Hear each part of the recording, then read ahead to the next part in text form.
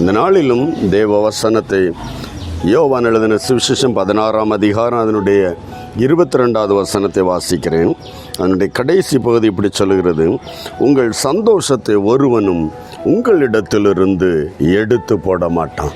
ஆண்டவர் இந்த பூமிக்கு வந்தது உங்கள் சந்தோஷம் நிறைவாகும்படிக்கு தான் இந்த பூமிக்கு வந்தார்.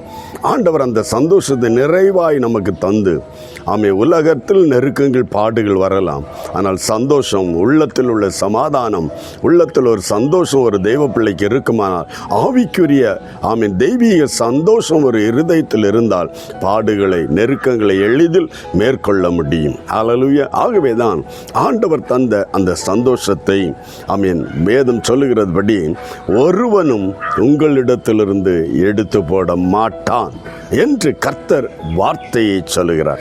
மனிதனுடைய வார்த்தையில் சர்வ வல்லமையுள்ள தேவனுடைய வார்த்தை.